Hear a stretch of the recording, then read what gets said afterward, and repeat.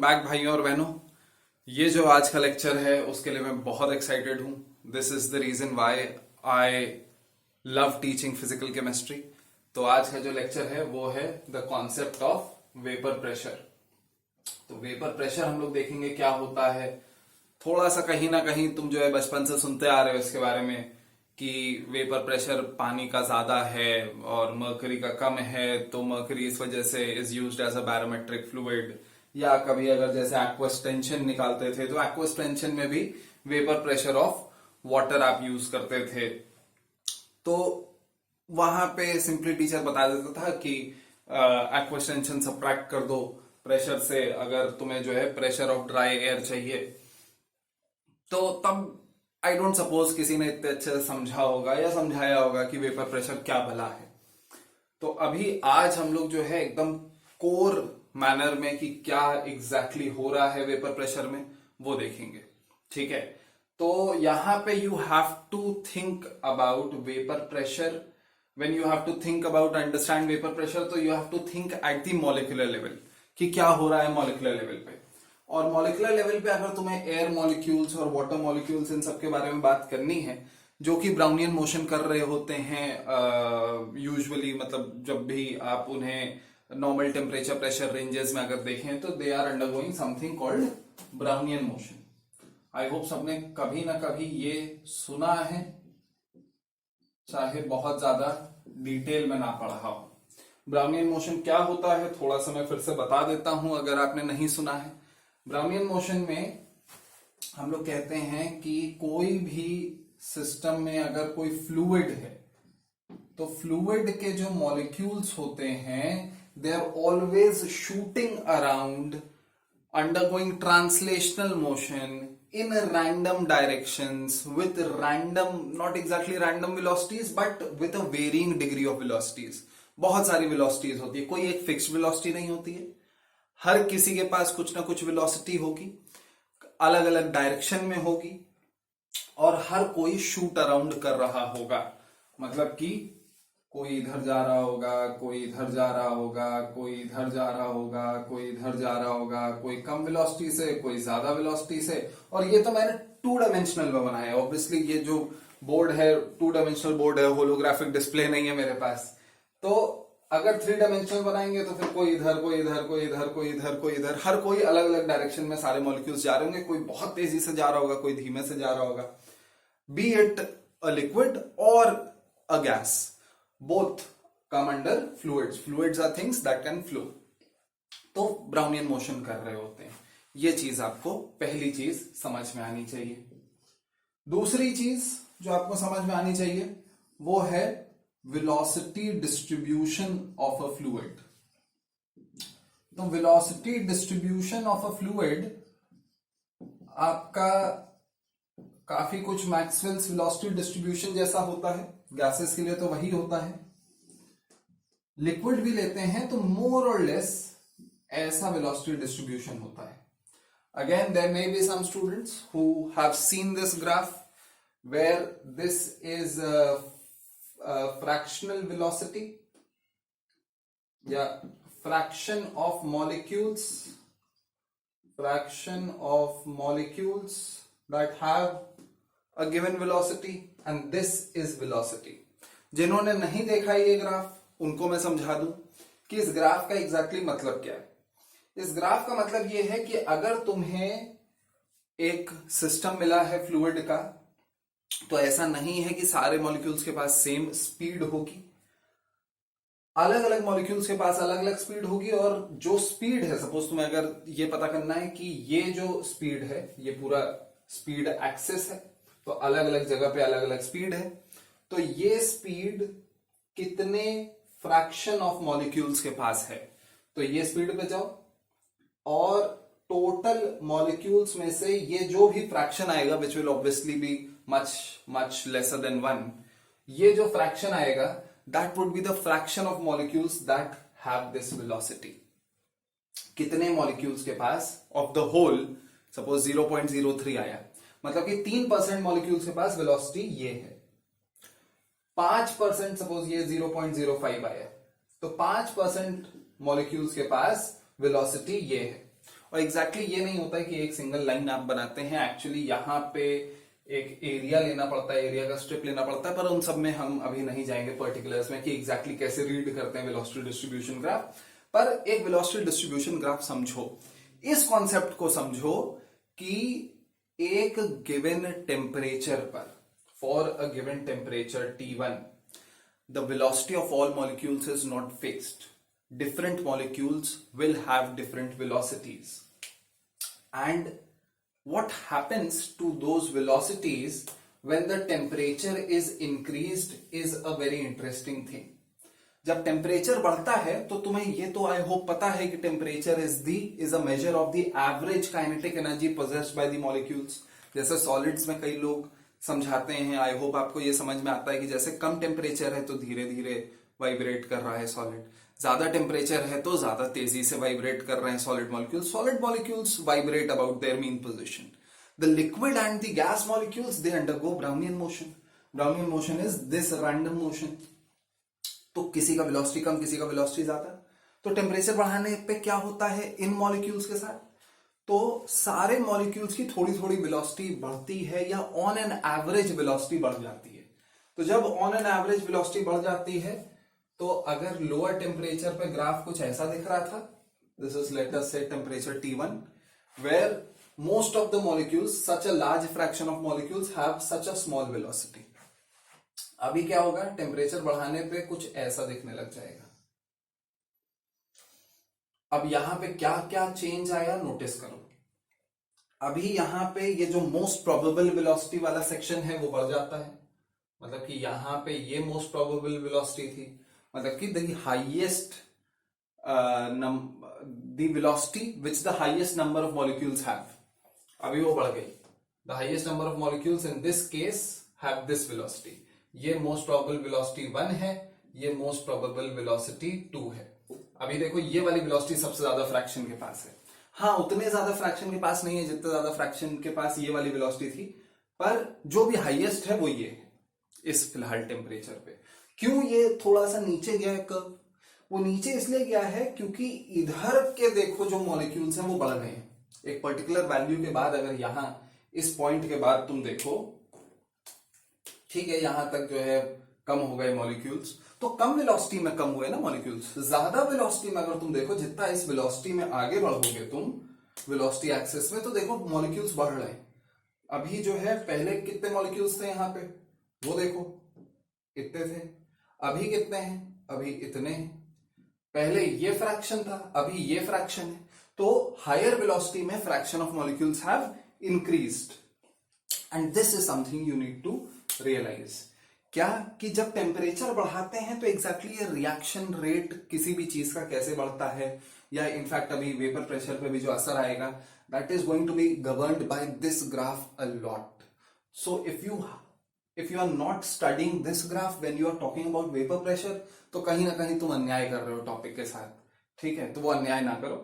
तो देख लो, अगर मैं कह दूं कोई भी एक रिएक्शन कराने के लिए कम से कम इतनी वेलोसिटी चाहिए मॉलिक्यूल्स को, मतलब कि ये मिनिमम वेलोसिटी है, या तो इतनी वेलोसिटी या इससे ज्यादा वेलोसिटी चलेगी।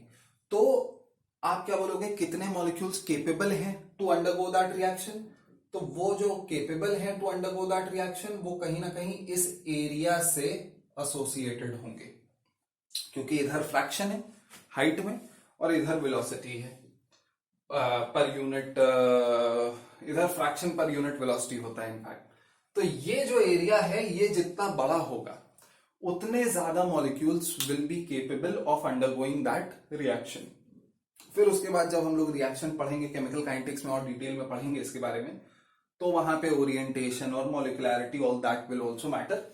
बट फिलहाल ये देखो कि हाँ, यहां पे जो number of molecules capable of undergoing a process which requires at least this velocity था, वो इस एरिया के प्रोपोर्शनल था। और अगर ये वाला केस देखें, जब टेम्परेचर बढ़ा दिया हमने, तब देखो क्या हो रहा है, तब जो है ये एरिया अपना बढ़ नहीं गया, ये अब ग्रेटर एरिया है। तो greater number of molecules are capable of undergoing that reaction. तो ये एक फैक्टर है जो कि रिएक्शंस में काम आता है। तो इतनी चीजें ये प्री रिक्विजिट्स हैं। तुम्हारा वेपर प्रेशर का नाम लेने से पहले भी आपको इतनी चीजें पता होनी चाहिए किसी भी फ्लूइड सिस्टम के बारे में। तो अब अगर इतनी चीजें पता है तो फिर अब हम लोग इमेजिन करना स्टार्ट करते हैं अबाउट लेट अस से a beaker or a glass that is half filled with water, let's say half filled with water है और मैं half filled ही बोलूंगा, half empty नहीं बोलूंगा। I am not that kind of a pessimistic person। और closed है, ठीक है, बंद है, अभी बंद रखना जरूरी है, बाद में खोल के भी बताऊंगा कि जो है क्या डिफरेंस आता है खोलने से। फिलहाल बंद है और यहाँ पे कुछ कुछ सिस्टम्स, कुछ कुछ टीचर्स, कुछ कुछ बुक्स यहाँ पे बोलेंगे वैक्यूम है, कुछ कुछ बोलेंगे कि यहाँ पे ड्राई एयर है। दोनों एनालिसिस में विद टाइम कर ही लूंगा, ठीक है। फिलहाल मैं ये बोल रहा हूं कि यहां पे मान लो ड्राई एयर है और यहां पे वाटर है। ड्राई एयर मतलब कि ऊपर जो हवा है उसमें एक भी मॉलिक्यूल नहीं है वाटर का, मतलब कि वाटर वेपर बिल्कुल नहीं है। And this over here is filled with obviously water molecules. बाकी जो भी अगर कुछ और इंप्योरिटीज वगैरह हैं उसको इग्नोर कर देंगे, सिर्फ अभी ये मानेंगे कि हाँ वाटर मॉलिक्यूल से भरा हुआ है, प्योर वाटर है, ठीक है। वाटर है, ब्लू से बनाते हैं, हर बचपन से बना रहे हैं, ठीक। अच्छा, ऊपर से एक और चीज ये समझो कि मॉलिक्यूलर लेवल पे कोई ये लाइन नहीं खींची होती है कि हाँ यहां तक पानी है, ऊपर हवा है, वो बीच में एक चादर बिछी हुई है, नहीं।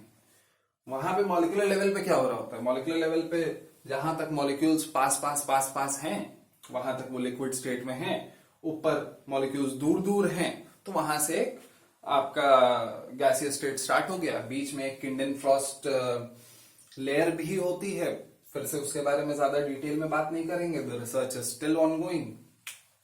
लेकिन ये समझो कोई एक ऐसा चादर नहीं है except for a certain thing called surface tension. उसके बारे में भी बात कर दूंगा, मैं बता दूंगा कि हाँ सरफेस मॉलिक्यूल और बल्क मॉलिक्यूल में क्या डिफरेंस होता है।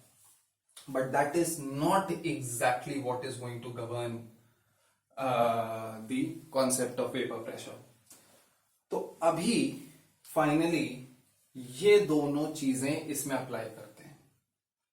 एक ये क्या कि ब्राउनियन मोशन हो रहा है, तो इसमें भी सारे मॉलिक्यूल्स में मान लो ब्राउनियन मोशन हो रहा है। लिक्विड मॉलिक्यूल्स में तो कोई मॉलिक्यूल इधर जा रहा है, कोई मॉलिक्यूल इधर जा रहा है, कोई मॉलिक्यूल इधर जा रहा है, कोई मॉलिक्यूल इधर जा रहा है, कोई धीमे जा रहा है, कोई तेज जा रहा है, ठीक है। Everybody is going in some random direction and there are trillions of molecules moving across a 1 millimetre square area. 1 millimetre square बहुत ही छोटा होता है, मतलब स्केल का जो तुम्हारा स्मॉलेस्ट डिविजन है that is 1 millimetre thick. And 1 millimetre by 1 millimetre में भी उस छोटे से एरिया में से trillions of molecules. 1 trillion is how much, आजकल तो काफी फेमस है क्वेश्चन, 1 ट्रिलियन में कितने जीरो, तो इट इज 12 जीरोस, 10⁻12 है वो। तो 1 ट्रिलियन मतलब 10⁻12 अगर अभी भी नहीं समझ रहे हो तो ये मानो 1 लाख करोड़, 1 लाख करोड़ मॉलिक्यूल्स इसमें से गुजर रहे होंगे at any given time, at any given instant, in a second let से। तो बहुत ज्यादा डेंसिटी है, बहुत ज्यादा मॉलिक्यूल्स इधर उधर जा रहे हैं। ये थोड़ा सा इसकी मैग्नोमिसिटी देखो। तो कुछ मॉलिक्यूल्स अब यहां पे क्या होंगे कि अंदर जो बल्क मॉलिक्यूल्स हैं वो they do not experience any net force at all, they only change their path, the only force they experience is the collision force. सोचो अगर अब मैं इसको थोड़ा सा मैग्नीफाई करके दिखाऊं इस चीज को,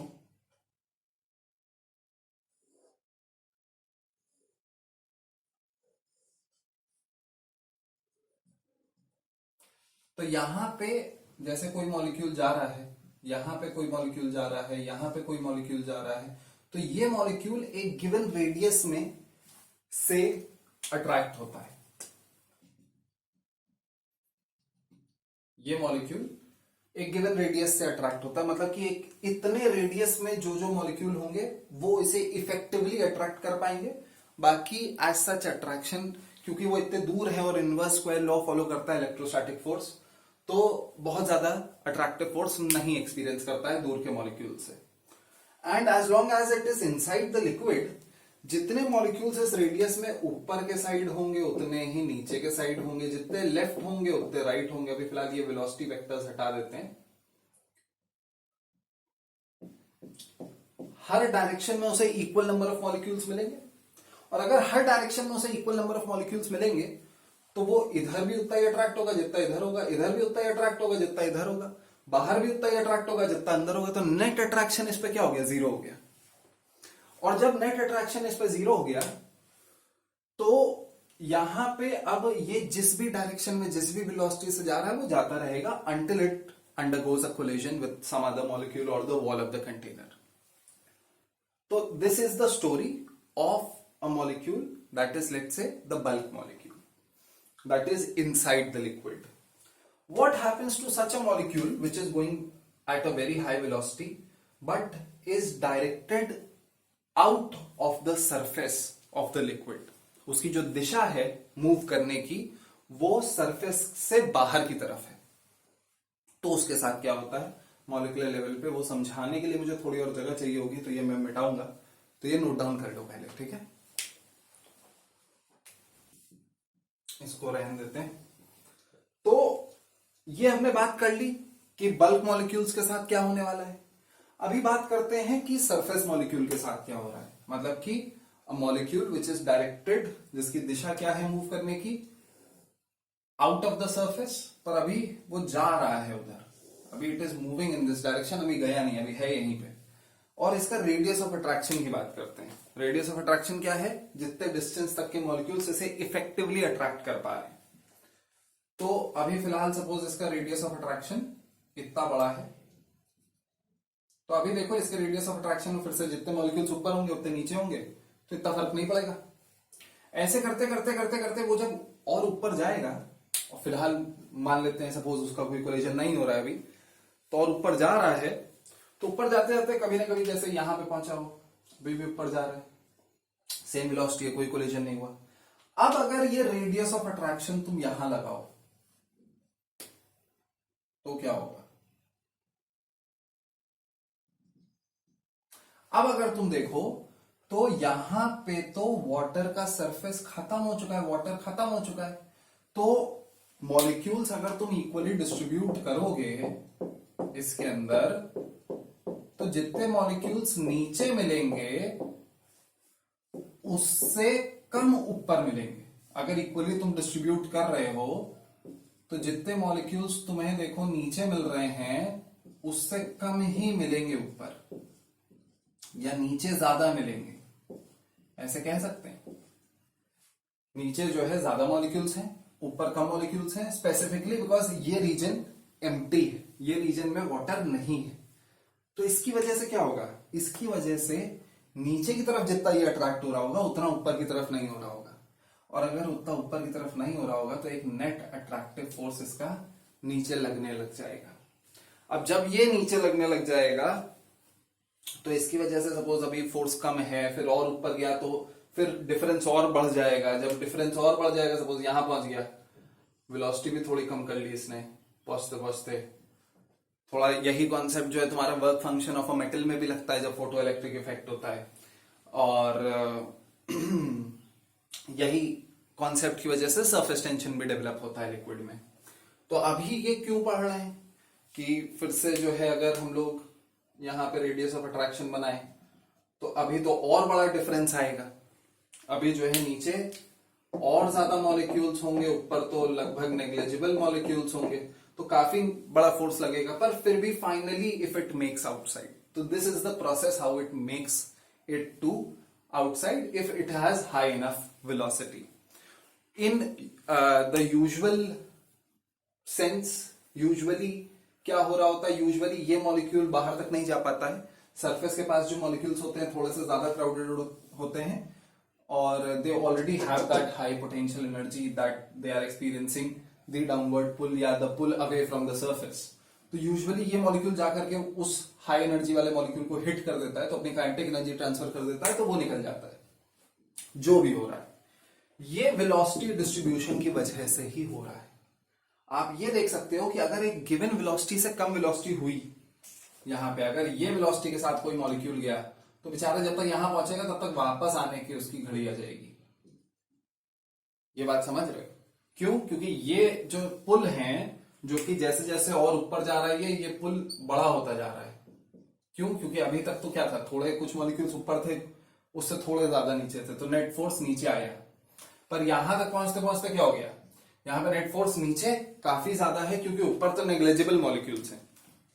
तो it is the same thing as saying, जैसे हम लोग एस्केप वेलोसिटी ऑफ अर्थ की बात करते हैं कि अगर इतनी वेलोसिटी से मैंने मार्कर फेंका तो वापस नीचे आएगा ही आएगा, और वेलोसिटी से फेंका तो और ऊपर तक जाएगा, फिर वापस नीचे आएगा।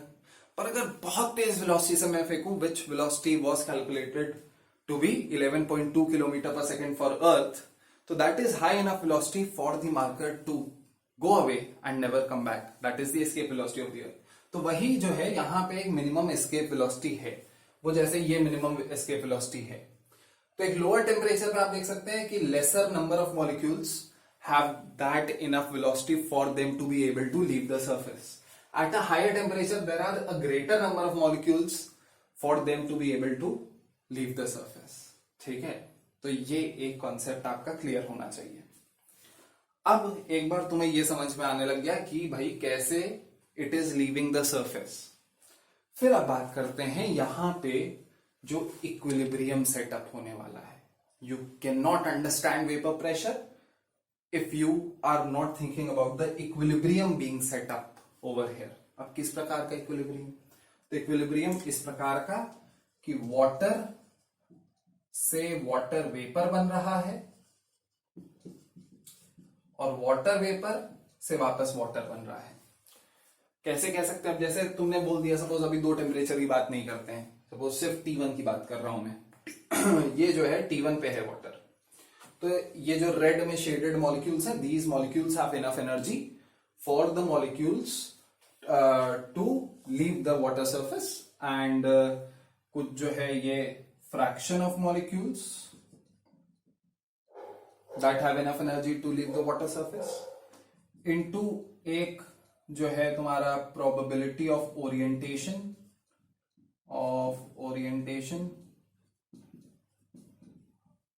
Fraction with enough energy. Velocity बोले चाहे एनर्जी बोले एक ही बात है, मतलब एक बात तो नहीं है, but they are denoting the same thing over here. तो fraction of molecules with enough energy into probability of orientation, that would give you the molecules which are making it out of the water surface and are turning into water vapour. ये जो है denote करेगा rate of forward reaction. अगर ये मैं एक reaction मान लूं, this is a physical reaction कि वाटर से वाटर वेपर बन रहा है, but at the same time जब यहां पे मॉलिक्यूल्स आने लग जाएंगे, अच्छा यहां पे नंबर ऑफ मॉलिक्यूल्स भी मल्टीप्लाई होगा। किस चीज का? फ्रैक्शन। अगर फ्रैक्शन जो है 0.05 है, 5% molecules are capable of leaving the surface, but अगर 1 करोड़ का 5% है तो अलग number of molecules will be leaving the surface, और अगर 200 करोड़ का 5% है तो अलग number of molecules will be leaving the surface. तो number of molecules of water into fraction with enough energy into probability of orientation, मतलब उस दिशा में भी जा रहा हो, ये नहीं कि वो हाई एनर्जी लेकर के वो जा किधर रहे, जा भाई साहब इधर रहे। ठीक है? तो ओरिएंटेशन एंड पोजीशन बोथ।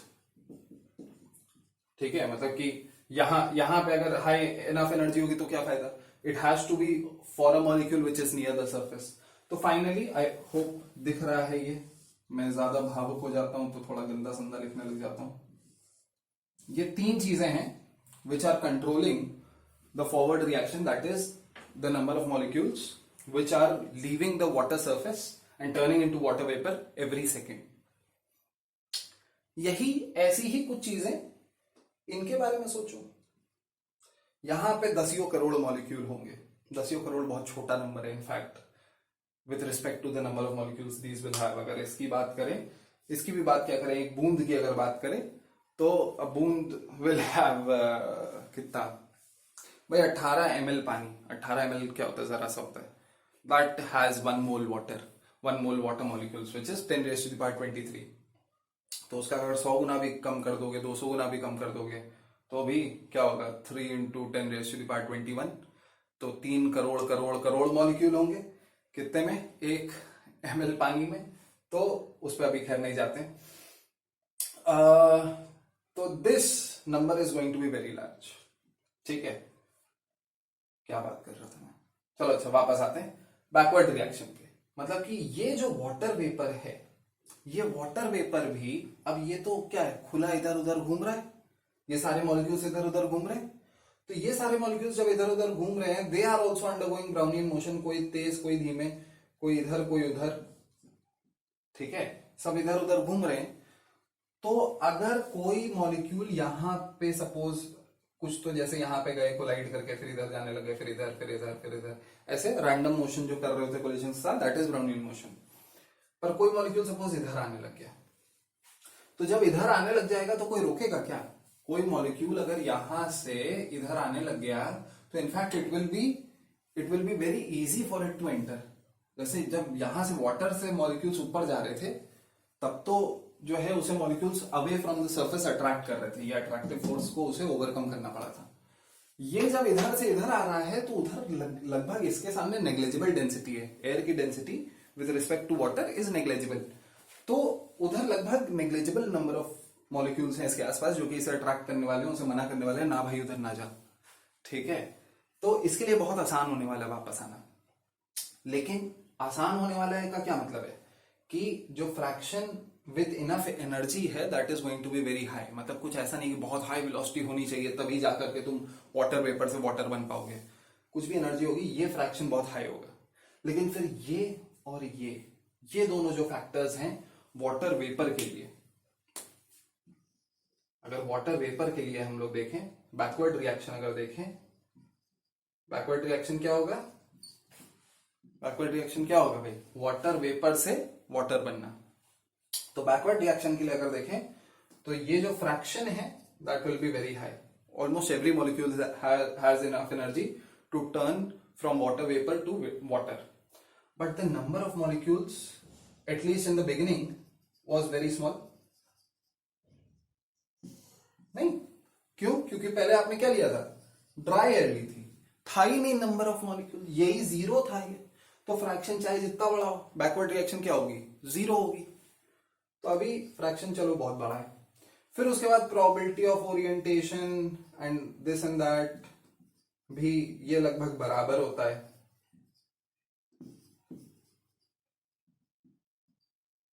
ठीक है, तो ये दोनों बराबर हैं, ये फ्रैक्शन बड़ा है, पर नंबर ऑफ मॉलिक्यूल्स बिगिनिंग में बहुत ही ज्यादा छोटा है। तो वो जो बहुत ही ज्यादा छोटा है उसकी वजह से क्या होगा कि the backward reaction will initially be lesser than the forward reaction. और अब अगर तुमने इक्विलिब्रियम पढ़ा है 11th में, तो I hope you are thinking forward in time कि क्या होने वाला है, क्या होने वाला है। जैसे जैसे, अगर ये नहीं कहना होता कि हाँ बस इवेपोरेट हो रहा है, नहीं, इवेपोरेट होने के साथ साथ कंडेंसेशन भी हो रहा है, लेकिन the rate of condensation is very small. अगर मैं बोल रहा हूं कि 10,000 मॉलिक्यूल्स इवेपोरेट हो रहे हैं और 10 मॉलिक्यूल्स कंडेंस हो रहे हैं, तो मैं डायरेक्टली ये बोल सकता हूं यार कि 9,990 मॉलिक्यूल्स इवेपोरेट हो रहे हैं। नेट की बात कर सकते हैं हम लोग कि नेट चेंज क्या हो रहा है, वाटर से वाटर वेपर बन रहा है 9,990 मॉलिक्यूल्स, रादर देन सेइंग कि वाटर से वाटर वेपर बन रहा है 10,000 मॉलिक्यूल्स एंड वाटर वेपर से वाटर बन रहा है 10 मॉलिक्यूल्स। तो स्टार्टिंग में क्या हो रहा है कि जब ये रेट ज्यादा है तो वाटर से वाटर वेपर बन रहा है, वाटर वेपर के मॉलिक्यूल्स बढ़ रहे हैं। पर जैसे जैसे ये मॉलिक्यूल्स बढ़ रहे हैं तो देखो क्या हो रहा है, यहां पे नंबर ऑफ मॉलिक्यूल्स बढ़ रहा है, और अगर यहां पे नंबर ऑफ मॉलिक्यूल्स बढ़ रहा है तो बैकवर्ड रिएक्शन बढ़ रहा है। धीरे धीरे क्या होगा, जैसे जैसे इसका अमाउंट बढ़ेगा वैसे वैसे बैकवर्ड रिएक्शन बढ़ेगा, और जैसे जैसे बैकवर्ड रिएक्शन बढ़ेगा तो क्या होगा कि आपका यहां पे कभी ना कभी ऐसा समय आएगा जब the amount of molecules, the number of molecules turning from water to water vapor will be equal to the number of molecules turning from water vapor to water. इसका रेट मोर और लेस कम नहीं होता है। तुम बोलोगे कि सर नंबर ऑफ मॉलिक्यूल्स तो इसके कम हो रहे होंगे फिर, बट द थिंग इज कि इसके नंबर ऑफ मॉलिक्यूल्स इतने ज्यादा होते हैं यूजुअली कि वो जो वाटर वेपर में चेंज होते हैं दैट इज नेग्लेजिबल। तो ये मोर और लेस रेट कांस्टेंट रहता है। और ये रेट बढ़ रहा है। तो ये रेट बढ़ते बढ़ते जब दोनों रेट बराबर हो जाएंगे, when the rate of evaporation is equal to the rate of condensation, तब जितने मॉलिक्यूल्स होंगे यहां पे, अब बैठ के कौन नंबर गिनेगा उनमें कि इतने मॉलिक्यूल्स। और वैसे भी ये जो नंबर है ये अलग अलग जगहों पे अलग अलग होगा। इट विल डिपेंड अपॉन ये सरफेस कितना बड़ा है और दूसरी और चीजें। याद रखना, नंबर ऑफ मॉलिक्यूल्स डिपेंड करता है सरफेस पे। अभी जो अगली चीज हम लोग बात करने जा रहे हैं विच इज वेपर प्रेशर, वो नहीं डिपेंड करता है सरफेस कितना बड़ा है नॉल पे। तो बेसिकली तुमने ये देखना है कि रेट ऑफ फॉरवर्ड रिएक्शन और रेट ऑफ बैकवर्ड रिएक्शन जब इक्वल हो जाते हैं तो एक इक्विलिब्रियम सेटअप होता है। तब जितने इवेपोरेट हो रहे हैं उतने ही कंडेंस हो रहे हैं। तब जितने मॉलिक्यूल्स यहां पे हैं इसके ऊपर वाटर वेपर के, वो जो पार्शियल प्रेशर एक्सर्ट कर रहे हैं वो पार्शियल प्रेशर कहलाता है वेपर प्रेशर। ये बात समझो। इसको थोड़ा सा रुको, पहले ये थोड़ा लिख लो, मैं भी थोड़ा पानी वानी पी लूं, फिर उसके बाद और फिर से फर्दर एक्सप्लेन करते हैं। हाँ भाई, तो वेपर प्रेशर जो है, अब आपको ये समझ में आना चाहिए, is a measure of this equilibrium. जैसे इक्विलिब्रियम कांस्टेंट होता है ना, जो कि बताता है तुम्हें कि कितने परसेंट रिएक्शन हो करके या किस चीज का कितने रेशियो रिएक्टेंट और प्रोडक्ट में चेंज हो करके the reaction will come to a stop, या फिर the reaction would reach such a state that the forward reaction is equal in rate to the backward reaction. That is, as many reactants are combining to form the products, as many products are combining to form the reactants. Therefore, the net number of the reactants and the products remain unchanged, but it is a dynamic equilibrium. You have to understand that. ये भी एक dynamic equilibrium है. You have to understand this. और again, ये अगर dynamic equilibrium का ऐसा तुम कॉन्सेप्ट समझते हो, और स्पेशली जो मुझसे पहले से पढ़े हुए बच्चे हैं, they know that dynamic equilibrium में बैटरी का ईएमएफ भी समझाने में यूज करता हूं। तो वही वाला इक्विलिब्रियम है, अगर वो दिमाग में आ रहा है तुम्हारे तो that's a good thing. It's वही सेम इक्विलिब्रियम मैं यहाँ पे एक्सप्लेन करने की कोशिश कर रहा हूं। तो अभी वापस से बात करते हैं पार्शियल प्रेशर की। तो पार्शियल प्रेशर, मैंने पिछले लेक्चर में भी आपको बोला था रिवाइज करने को, was partial pressure of A was mole fraction of A into total pressure। अब partial pressure of A अगर mole fraction of A into total pressure है, तो अगर मैं कह रहा हूं that the partial pressure of the water molecules in air या the water vapor is such and such, जो भी है, suppose 28 mm of Hg, partial pressure is 28 mm of Hg। इसका मतलब है कि जब इतने मॉलिक्यूल्स होंगे कि ये 28 mm of Hg आ जाए, ये तुम्हें पता है 76 सेंटीमीटर ऑफ Hg होता है, तो ये मोल फ्रैक्शन कितना होगा ये तुम निकाल लोगे। तो जब इतने मॉलिक्यूल्स हो जाएंगे, then those molecules would be enough molecules so that the number of molecules which are undergoing condensation will be equal to the number of molecules which will be undergoing evaporation. So this is a measure of the number of molecules that must be in the vapor state per unit surface area, so that the rate of evaporation and rate of condensation are equal. I want you to be very very clear with this. ठीक है, तो ये जो है आपका major कर रहा है। प्रेशर से ही क्यों मेजर कर रहे हैं और यहाँ पे नंबर ऑफ मॉलिक्यूल से ही क्यों नहीं मेजर कर ले रहे हैं? Because pressure is something which would be same even for this container. इस कंटेनर में क्या होगा? इस कंटेनर में तुम्हारे ज्यादा मॉलिक्यूल्स इवेपोरेट हो रहे होंगे क्योंकि भाई सरफेस एरिया बढ़ गया। This is primarily a superficial phenomena, at least for the liquid. जो गैसियस स्टेट वाला है उसके लिए एक रेंज होती है, उसका फिनोमेना है, तो फिर से उसके लिए भी ऑलमोस्ट सुपरफिशियल फिनोमेना। तो अगर ज्यादा मॉलिक्यूल्स इवेपोरेट होंगे तो ज्यादा मॉलिक्यूल्स कंडेंस होने पड़ेंगे, तब जा करके equilibrium will be set up. सही, ज्यादा मॉलिक्यूल्स अगर इवेपोरेट हो रहे हैं तो ज्यादा मॉलिक्यूल्स, उतने ही नंबर ऑफ मॉलिक्यूल्स जब कंडेंस होना स्टार्ट होंगे तब इक्विलिब्रियम आएगा। तो यहां पे ज्यादा नंबर ऑफ मॉलिक्यूल्स होंगे तब, और अगर यहां पे ज्यादा नंबर ऑफ मॉलिक्यूल्स होंगे तो फिर इसके लिए अलग, इसके लिए अलग, लेकिन एक चीज सेम रहेगी, which is the partial pressure exerted by them. यहां पे अभी जो फोर्स पर यूनिट एरिया है, अगर यहां पे यूनिट एरिया इतना बड़ा है तो यहां पे भी इतना ही बड़ा है। वो जो फोर्स लगा रहे हैं ये मॉलिक्यूल्स, या जो टोटल प्रेशर लग रहा है उसका जो फ्रैक्शन है जो कि ये मॉलिक्यूल्स लगा रहे हैं, that remain same at a given temperature for a given liquid. वो भी बात करेंगे वेपर प्रेशर किस किस चीज पर डिपेंड करता है। उससे पहले बात कर लेते हैं कि क्या मिसकंसेप्शन है वेपर प्रेशर को लेकर के, मिथ क्या है, मिथ को ब्रेक कर लेते हैं।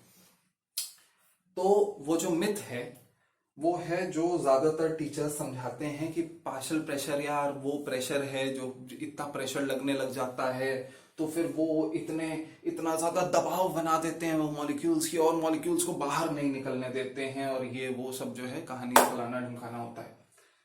तो ऐसे सब जगहों पे तुम्हें ये सवाल उठाना चाहिए कि यार अगर ऐसा है कि एक सिंपली प्रेशर लगा रहे हैं, जैसे ये कोई सॉलिड है, ये कोई सॉलिड है, कोई या बीच में कोई सरफेस है, कोई चादर है जिसपे ऐसे प्रेशर लगा रहे हैं कि नहीं और तुम नहीं निकलोगे, वो तो है नहीं। देखो मॉलिक्यूलर लेवल पे ऐसा कुछ नहीं होता है, पर अगर है ऐसा मान लेते हैं तो फिर यही मॉलिक्यूल्स का प्रेशर लगाना क्यों जरूरी है? मैं कोई और गैस डाल दूं, प्रेशर बढ़ा दूं, तो फिर क्या इवेपोरेशन रुक जाएगा? क्या और होगा ही नहीं इवेपोरेशन? क्या ऐसा हो सकता है? तो ये चीज समझो कि नहीं, ऐसा नहीं है। It is a measure of कब वो इक्विलिब्रियम आएगा। अच्छा, दूसरी बात करते हैं बॉइलिंग की। तो ये जो बॉइलिंग होती है, जो बॉइलिंग पॉइंट होता है, ये क्या होता है? तो बॉइलिंग तब होती है, फिर से सिंपली इतना कह करके छोड़ देते हैं लोग, कि जब इसका ये जो पार्शियल प्रेशर है, एक्वस टेंशन है लेटस से, या जो भी partial pressure of the vapour pressure is equal to 1 atmosphere.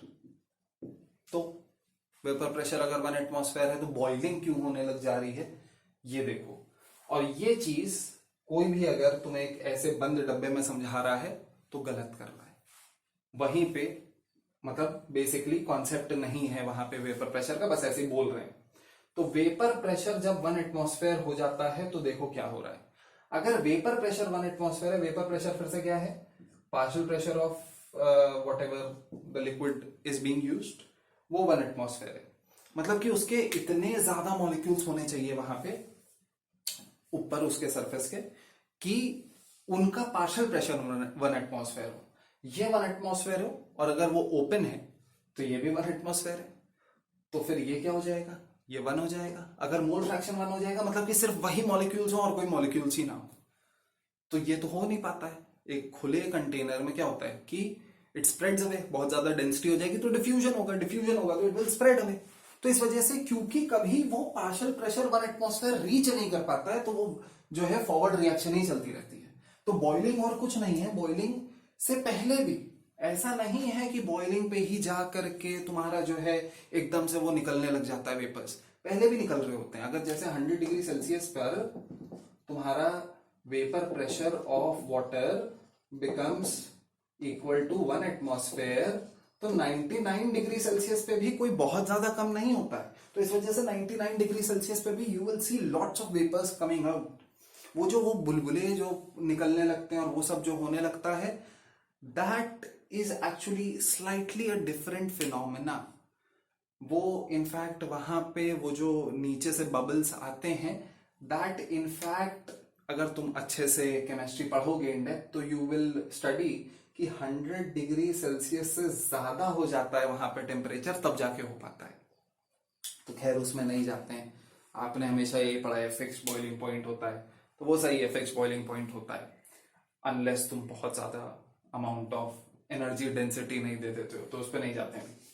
ठीक है, I've pushed you in the right direction. That's all I'm going to do. अच्छा, तो vapour pressure of water is 1 atm, तब boiling होने लग जाती है। अब अगर यहां एक बंद डब्बे में बॉइलिंग होने लग जाए यार बॉइलिंग क्या, तुम इतना टेम्परेचर बढ़ा दो, टेम्परेचर बढ़ाने से क्या हो रहा है ये देख रहे हो ना, टेम्परेचर बढ़ाने से ये हो जाएगा। तो अभी और ज्यादा fraction of molecules have enough energy to leave.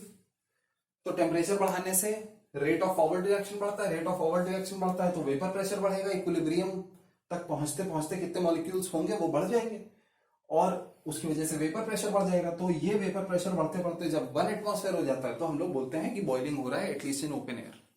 अगर वही टेम्परेचर बढ़ाते बढ़ाते तुम्हारा वेपर प्रेशर 1 एटमॉस्फेयर हो गया but in a closed container, जैसे कि प्रेशर कुकर में होता है, तो क्या होगा, तो यहां पे ये जो मॉलिक्यूल्स निकल रहे हैं they will be able to set up 1 atm, वो सेटअप कर लेंगे 1 एटमॉस्फेरिक प्रेशर। कैसे कर लेंगे भाई, यहां पे ऑलरेडी कुछ गैस है, ये खूब सारे निकले तो उन्होंने यहां पे प्रेशर बढ़ा दिया क्योंकि डिफ्यूजन नहीं हो पाया ना। अगर ओपन कंटेनर है तो क्या हुआ, यहां पे खूब सारे मॉलिक्यूल्स निकले बॉइलिंग के टाइम पे, तो तुम्हें क्या लगता है प्रेशर बढ़ जाएगा? दुनिया संसार इतना बड़ा है, प्रेशर तो बढ़ेगा नहीं।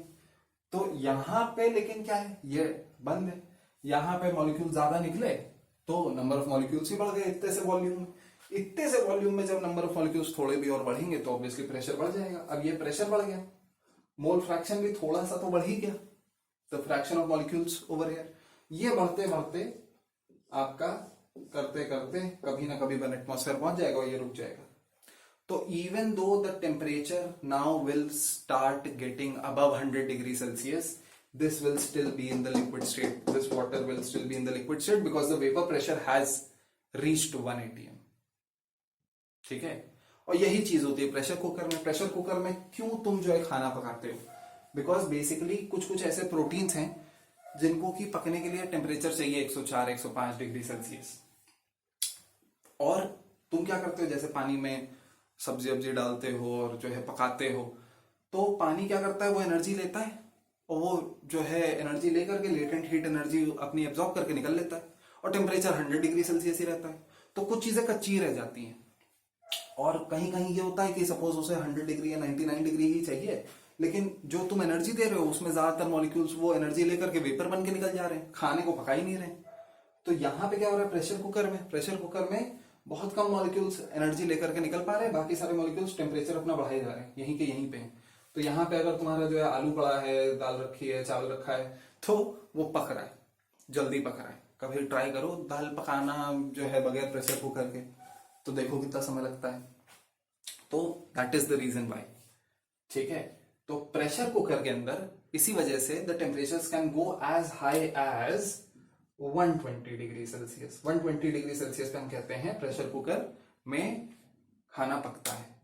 ऐसा क्यों होता है भाई, 120 डिग्री सेल्सियस क्यों कहते हैं, तो वो समझाने के लिए मैं इनफैक्ट ये लाया हूं, देखो।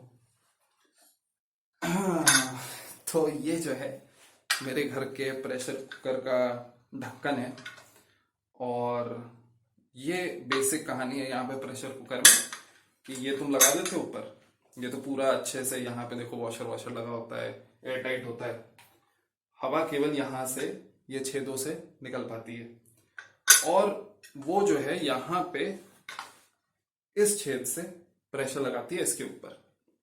नाउ दिस इज अप्रोक्सीमेटली 200 ग्राम, मैंने अप्रोक्सीमेट किया, अंदाजा मेरा ठीक ठाक है। This is approximately diameter of around about 3.25 millimetre, और ये अगर तुम कैलकुलेट करोगे कि 3.25 मिलीमीटर डायमीटर से तुम एक एरिया ऑफ सर्कल निकालो और 200 ग्राम उसके ऊपर मास रखो, तो उसका वेट क्या होगा 0.2 kg इंटू जी लगा दो, तो तुम्हारा वेट आ जाएगा, तो फोर्स आ जाएगा, और ये एरिया तुम्हें पता है तो तुम प्रेशर निकाल लोगे। ये जो प्रेशर आएगा इसकी वजह से that would approximately be equal to, सोचो क्या होगा, कभी सुना है प्रेशर कुकर के अंदर कितना प्रेशर होता है? यूजुअली बोलते हैं प्रेशर कुकर के अंदर 2 एटमॉस्फेरिक प्रेशर होता है। तो ये जो 2 एटमॉस्फेरिक प्रेशर है वो 1 एटमॉस्फेयर तो बाहर का एटमॉस्फेरिक प्रेशर है, और प्लस 1 एटमॉस्फेयर है ये सीटी की वजह से, कि यहां पे अगर तुम 200 ग्राम की जो सीटी जो मैंने एरिया बताया उस पर अगर लगाओगे तो अप्रोक्सीमेटली 10⁵ पास्कल तुम्हारा प्रेशर आएगा। ये मैंने कैलकुलेट किया है अभी। और सारे, छोटा प्रेशर कुकर हो चाहे बड़ा प्रेशर कुकर हो, 10 लीटर वाला जिसमें आलू जो है वो समोसे वाले आलू उबालते हैं, या फिर छोटा वाला प्रेशर कुकर हो, सब में जो छेद है वो उतना ही बड़ा है, जो सीटी है वो उतनी ही भारी है। ठीक है, तो ये कैलकुलेशन ताकि उतना ही रहे, 1 एटमॉस्फेयर एक ही रहे, तो 1 एटमॉस्फेयर प्रेशर एक्स्ट्रा लगाता है। तो 1 एटमॉस्फेयर प्रेशर एक्स्ट्रा लगाता है तो यहाँ पे 2 एटमॉस्फेयर प्रेशर हो जाता है। अब तुम ऑनलाइन जाकर के चेक कर सकते हो कि वाटर का वेपर प्रेशर 2 एटमॉस्फेयर कब होता है। That would be 120 degree Celsius.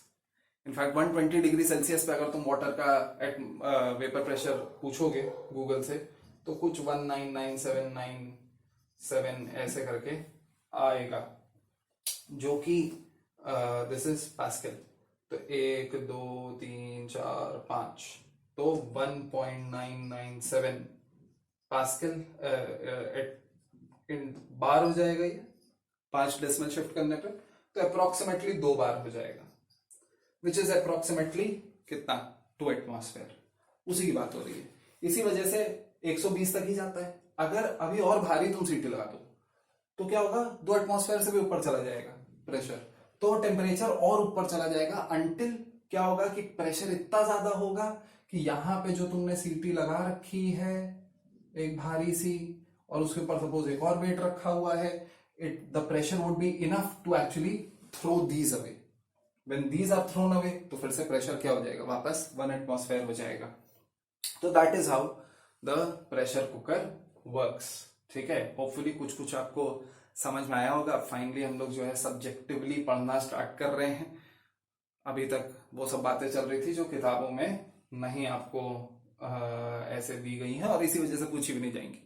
अब आगे थ्योरी हम लोग स्टार्ट करते हैं। तो उससे पहले थोड़ा बहुत लिख लो, पॉज कर लो, रिवाइंड कर लो। बहुत सारी चीजें मैंने बोली हैं। यूट्यूब का ये बहुत बड़ा फायदा है, वीडियोस का बहुत बड़ा फायदा है कि तुम रिवाइंड करके पूरा एक एक चीज लिख सकते हो जो तुमने समझी है, तो यूज दैट।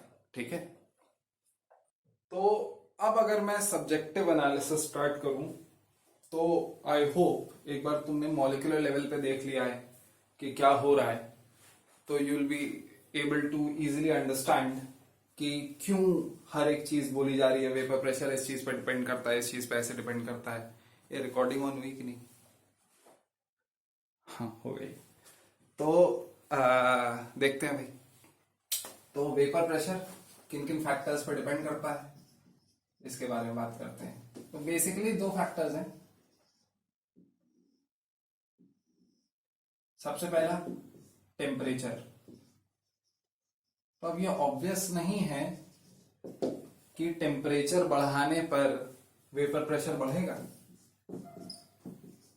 किसी एक गिवन लिक्विड का, क्योंकि क्या होगा, टेम्परेचर बढ़ाएंगे तो number of molecules that have enough energy to leave the liquid surface वो बढ़ेगा। तो फिर अगर रेट ऑफ फॉरवर्ड रिएक्शन बढ़ेगा तो there needs to be more molecules as water vapour, so that rate of backward reaction भी बराबर हो पाए रेट ऑफ फॉरवर्ड रिएक्शन के। ये बात सही है भाई। अगर फिर से वाटर वेपर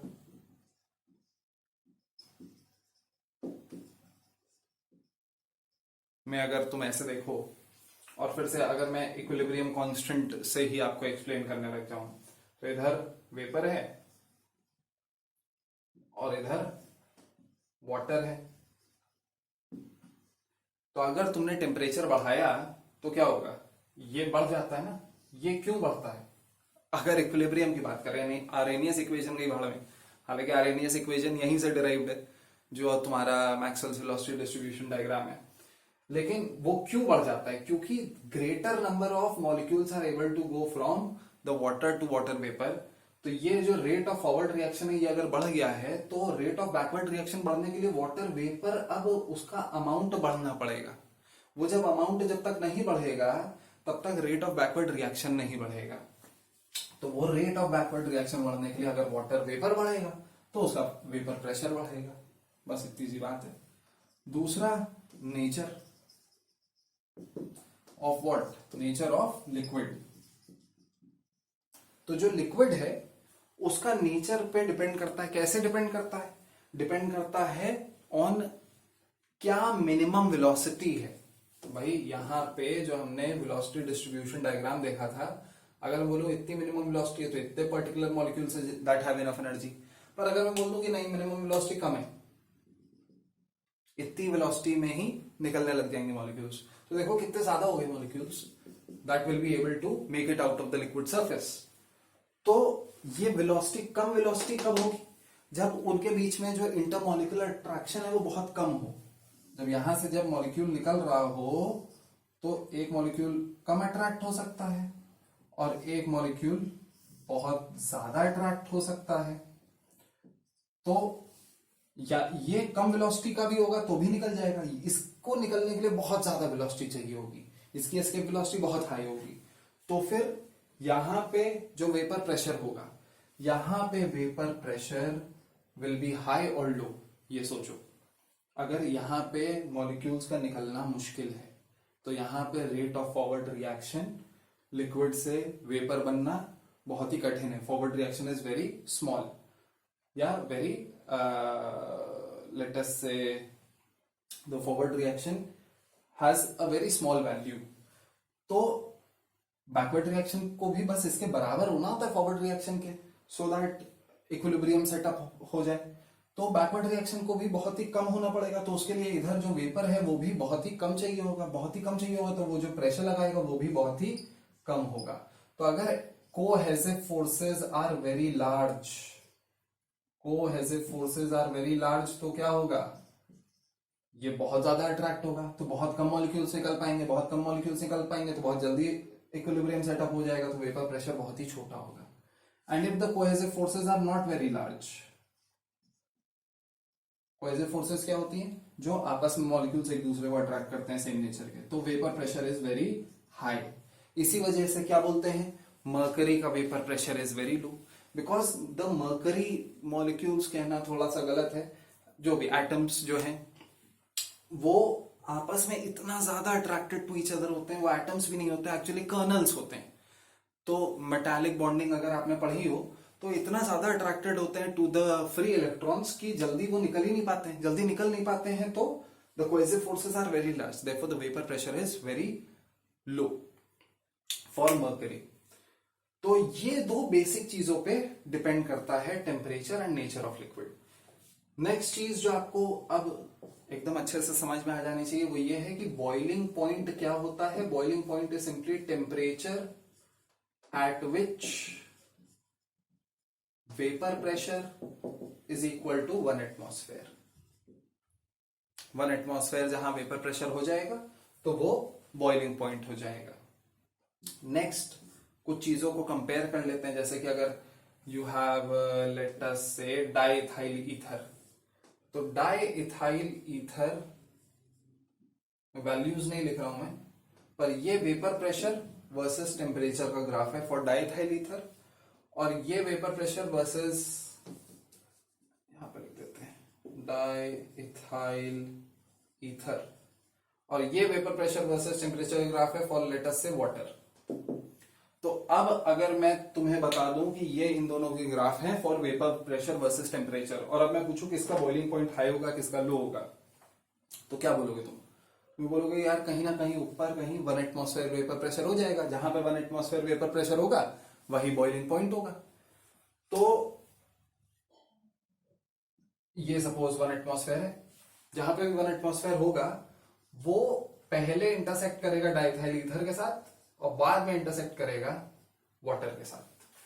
तो अगर पहले इंटरसेक्ट कर रहा है डाइइथाइल ईथर के साथ, तो ये जो टेम्परेचर है boiling point of diethyl ether होगा, और ये जरूर 100 डिग्री सेल्सियस होगा which is the boiling point of water. तो डाइइथाइल ईथर का जो बॉइलिंग पॉइंट है वो हमेशा इससे छोटा होगा। Now what does that tell you about the cohesive forces between the molecules of diethyl ether and the molecules of water? That clearly tells us कि डाइइथाइल ईथर में जो आपके कोहेसिव फोर्सेस हैं that are not as strong as water का, क्योंकि at the same temperature किसी भी एक फिक्स टेम्परेचर को देखो, तो अब यहां पे एक लाइन खींच दो, सपोज ऐसे एक लाइन खींच दी तुमने, इस टेम्परेचर पे वाटर का वेपर प्रेशर इतना है, डाइथाइल ईथर का वेपर प्रेशर इतना है। डाइथाइल ईथर का अगर वेपर प्रेशर ज्यादा है तो मतलब कि उसको मॉलिक्यूल ज्यादा अट्रैक्ट नहीं कर रहे हैं, जा बेटा जा। तो अगर वो जाने दे रहे हैं मतलब कि कोहेसिव फोर्सेस इतने स्ट्रॉन्ग नहीं है जितने स्ट्रॉन्ग वाटर में है। वाटर में obviously cohesive forces are very strong due to hydrogen bonding. ठीक है, तो इतना जल्दी से लिख लो, this is the kind of theory that will be asked. Sorry, एक और चीज थी, ये मैं बताना भूल गया कि अगर मैं कह रहा हूं कि नॉन वॉलेटाइल है कोई लिक्विड या कोई सॉलिड, नॉन वॉलेटाइल है मतलब इट इज नॉट इजिली वेपराइजेबल, बहुत ही लो टेम्परेचर्स पे बिल्कुल भी वेपराइज नहीं होता है। तो क्यों नहीं होगा? तो फिर उसका बेसिकली वेपर प्रेशर बहुत ही ज्यादा कम होगा। वेपर प्रेशर बहुत कम होगा या कोहेसिव फोर्सेस बहुत हाई होंगी, तभी आप किसी चीज को नॉन वॉलेटाइल बोलोगे। तो ये भी आपके पास कनेक्शन होना चाहिए। क्योंकि ये लेक्चर में मैंने इतना ज्यादा भावुकों के पढ़ा दिया है about stuff which is not exactly always asked except for this theory at the end, तो let us keep this lecture separate और नेक्स्ट लेक्चर में हम लोग राउल्ट्स लॉ और उसके लॉजिक से स्टार्ट करेंगे। और अब वो लॉजिक और हेनरीज लॉ का लॉजिक होपफुली आपको बहुत अच्छे से समझ में आएगा once you know the concept of vapour pressure.